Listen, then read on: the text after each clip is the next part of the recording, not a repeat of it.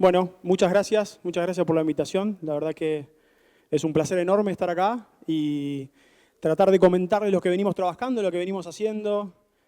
Muchas de las cosas que van a ver seguramente la están haciendo y le falta una parte que es la parte de genética y las interacciones, y es lo que vamos a tratar de describir y mostrarles en esta presentación. Lo que vamos a ver son 4 o 5 puntitos.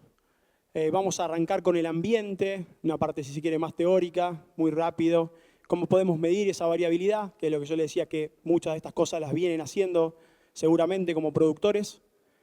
Y después vamos a empezar a integrar la presentación con la genética, la densidad correspondiente a la genética en función del ambiente productivo y el nivel de nitrógeno, que como claves, lo que venimos trabajando para poder entender cada tipo de ambiente y para poder llegar a lograr el óptimo potencial dentro de cada ambiente.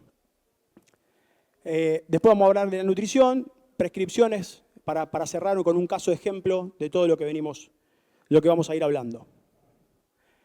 Primer punto, ¿qué es el ambiente? El ambiente está definido por distintos factores. Es todo lo que nos pasa en una campaña dentro del lote y toda la historia previa que traemos del lote. Cómo era la rotación, cómo venía de una gramínea, venía de una soja, cultivo de cobertura, cómo partí con la humedad del suelo, tengo o no tengo napa. Eso está muy influenciado por factores dinámicos en los cuales nosotros podemos tener injerencia o tenemos injerencia porque tomamos decisiones todo el tiempo como productores. Y por el otro lado tenemos factores estáticos, si tengo o no tengo tosca a tantos centímetros, como es la textura del suelo, la topografía, la posición en el relieve, muchos factores en los cuales no puedo o puedo manejarlos con manejo, pero no los puedo cambiar. Y en el medio tengo nutrientes, la materia orgánica, la estructura del suelo, que sí en un plazo intermedio puedo ir mejorándolo con la reposición de nutrientes y demás, que algo se comentó esta mañana en alguna de las primeras charlas. ¿Cómo podemos medir o cómo hacemos para identificar la variabilidad que tengo dentro de un lote? Esto es lo que yo le decía que muchos seguramente ya están haciendo, hay muchas aplicaciones y demás, pero a través de mapas de rendimiento, a través de imágenes satelitales o de cartas de suelo, lo que nos permite es identificar distintos ambientes. Identificar y ver qué pasa en la zona roja o empezar a dividir ambientes. Tengo una roja, una amarilla y una verde, que hasta ahí sé que son distintas, y cuando por distintas metodologías llego y puedo hacer un muestreo, un grillado dirigido, ahí voy al laboratorio y analizo qué tengo y por qué tengo un ambiente B de 8.000 kilos, cuáles son los factores que están limitando a ese ambiente, y tengo un ambiente de 12.000 kilos como puede ser el verde. Ahí es cuando tengo la foto total del lote y ahí es donde empiezan a jugar otros factores que me van a permitir definir cuándo es más propicio o cuántos kilos necesito para poder decir, me conviene hacer variable, empiezo a ser más eficiente en la utilización de recursos. Que eso nos da esta placa, cuándo se justifica o cuándo vemos importante que podemos crecer en la agricultura por ambientes. Acá lo que vemos es cuánto nos aporta el manejo variable en función de la variabilidad del lote, y vemos que a medida que el lote se hace cada vez más variable, claramente tiene casi una respuesta lineal. Y lo que está en amarillito, el puntito ese, más o menos ronda el 10% y son 400 kilos. Creemos que es el punto de inflexión en el cual de ahí en adelante es muchísimo más fácil hacer agricultura por ambientes, sobre todo en el cultivo de maíz, y para abajo se torna más vidrioso. Una vez que llegamos hasta acá, definimos el ambiente, definimos qué podíamos manejar y qué podíamos hacer. Claramente el clima, que no lo nombré al principio, pero juega un papel también importante, si va a ser niña, niño, neutro, si parto con el perfil cargado, si tengo napa o no, son todas condiciones que hacen al ambiente. Una vez que llegué ahí y dije voy a hacer variable, ahí creo que viene el pilar fundamental que aporta la empresa, que es qué híbrido, con qué densidad, cómo lo puedo hacer, por qué este sí o por qué este no. Y es un poco esto. Esta información, o todo lo que vamos a ver de acá en adelante, sale de información relevada por el equipo técnico de desarrollo. Hace 10 años que hacemos ensayo de densidad con 35, 60, 80 y 110.000 plantas en fechas de siembras tempranas y tardías, y tenemos 2.960 datos, 185 sitios evaluados. O sea, es un dato fuerte porque yo estoy cruzando año niña, neutro, niño, que arranqué con el perfil cargado y se me cortó en el llenado, al revés. O sea, acá cruzo las últimas 10 campañas en todos los ambientes y en todas las fechas de siembra. O sea que es un dato muy, muy robusto. Y por otro lado, una línea que tiene menos años, que a la misma densidad y a lo que veníamos haciendo le cruzamos la nutrición nitrogenada, donde partimos de un testigo que es lo que tiene el lote, 90 kilos, 180 y hasta 270 kilos de nitrógeno lo llevamos por 4 densidades y en distintos ambientes, y ya no me llevo más el peso de la franja, sino que me llevo el mapa de rendimiento de una franja de 400 o 500 metros de largo con maquinaria completa. O sea, esto es maquinaria y tecnología del productor adaptada a este tipo de ensayos. Obviamente que pasamos una rastraveris, que medimos el ambiente, que hicimos un grillado y también nos llevamos esa información para poder cruzarla y analizarla. De acá sale lo que vamos a ver acá en adelante. Esto es simplemente para mostrarles. Son 3 híbridos de Illinois, 550, 799 y 782, muy distintos entre ellos. 550 es un híbrido IP precoz de 104 días de madurez relativa. 799 es 122 de madurez relativa, un producto para ir a todo el rango de ambientes. Y 782 es un producto de media productividad de 124 días de madurez relativa. Simplemente mostrarle que de la gráfica de densidad nosotros podemos obtener la densidad en cada uno de los ambientes. No se alcanza a ver el puntero, pero van a ver desde los 7, 8, 9, 10, 11 y 12.000 kilos cuál es la mejor densidad para cada producto. Simplemente quiero que se queden con eso. Ahora viene, después de haber hecho un análisis y decir, me conviene ambientar, qué híbrido se comporta mejor en qué ambiente. Y lo vamos a ver con un caso ejemplo. En este caso, para los 9.000 kilos, 2 productos, mismo ciclo, 122 de madurez relativa, uno más estable y otro más de potencial. Y lo que vemos es que no todos los híbridos son iguales, que es un poco lo que yo decía recién. No todos somos iguales, no todos nos adaptamos igual, por más de que sea de la misma empresa. Entonces es muy importante conocer cuál es más eficiente de los dos para el ambiente productivo en el cual yo estoy. En este caso, 724, para lograr los 9.000 kilos, que es la línea punteada, preciso 57.000 plantas por hectárea, mientras que de 799 necesito 62.000, o sea, 5.000 plantas más. O sea que yo puedo prescribir para un ambiente de 9.000 kilos el híbrido 724, que con 5.000 plantas menos voy a lograr el potencial del ambiente, que son 9.000 kilos. ¿Por qué está, o cuál es uno de los factores más importantes que nos está ayudando en esta, o que vimos en esta campaña, en esta última campaña, porque 724 es un híbrido de lanzamiento? Lo que estamos viendo es que tiene mayor peso de 1.000, que es el otro gráfico, en todo el rango de ambientes. O sea que me está aportando un 10% de esa variabilidad, la está aportando por el peso de 1.000. ¿Y qué vemos de 799?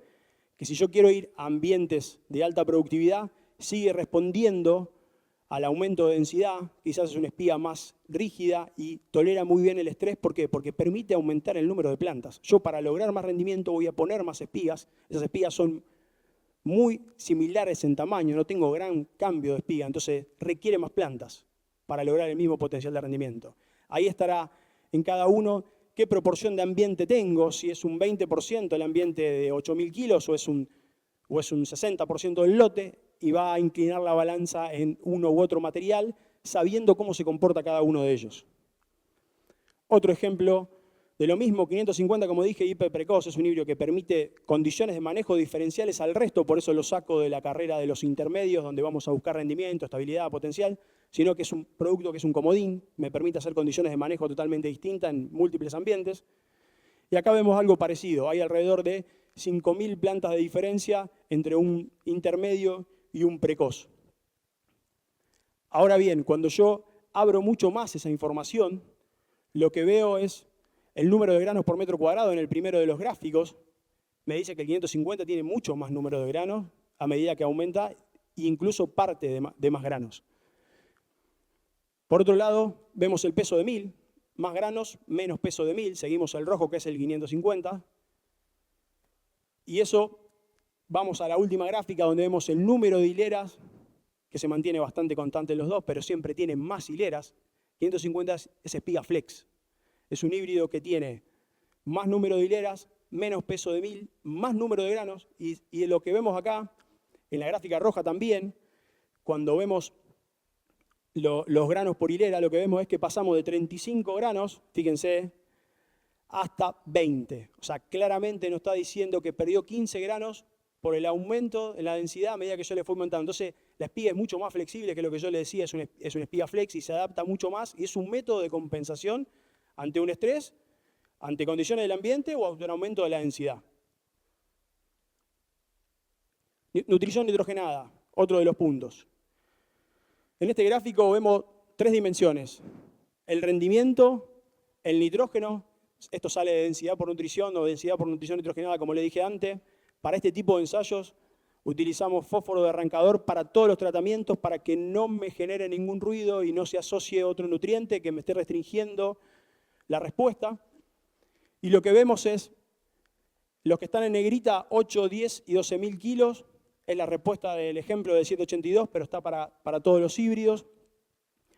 Ahora, cuando enfocamos nitrógeno, el nitrógeno en sí está muy asociado al ambiente. Cuando yo delimité el ambiente, está mucho más, hay una relación más fuerte entre nitrógeno ambiente que entre nitrógeno híbrido, que entre nitrógeno genética. Lo podemos ver que para 6 o 8.000 kilos son 160 kilos de nitrógeno y lo que cambia es la densidad. Para 10.000 kilos sube un poquito y después llega a un plató, como podemos ver en cualquier gráfica de bibliografía de Fernando García y demás. El nitrógeno crece hasta que llega a una constante, a un plató, donde los crecimientos son decrecientes. La verdad que vimos lo mismo. Y si yo le cambio el híbrido, el nitrógeno y el ambiente no cambian. Cambia la densidad del híbrido, que es el que sigue cambiando y sigue respondiendo para arriba o para abajo, dependiendo del ambiente. Prescripciones. ¿Qué es lo que hicimos la campaña pasada con toda esta información? Empezamos a hacer prescripciones en lotes de productor, donde tienen nuestros materiales. Lo que vimos fue las distintas zonas de manejo, ambientamos esas zonas, la zona roja y la zona verde, con distintos potenciales.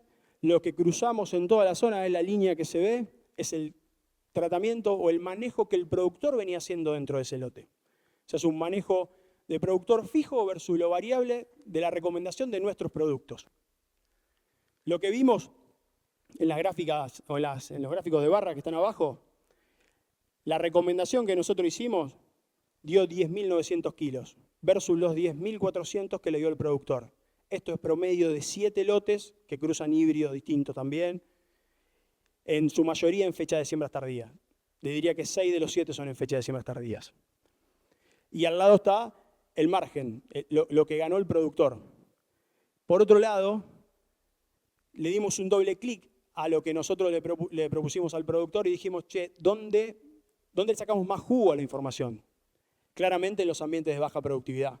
En los ambientes de baja productividad aportamos casi 900 kilos, más 900, casi 1.000 kilos. O sea que el manejo en ese tipo de ambientes, o estábamos tirando semillas de más, estábamos gastando recursos de más, por hacer lo que hicimos toda la vida quizás, o por hacer lo que creímos que era lo mejor para el cultivo, y aportamos 360 kilos en los ambientes de alta productividad, donde por ahí está mucho más fino y mucho más aceitado el manejo de los híbridos.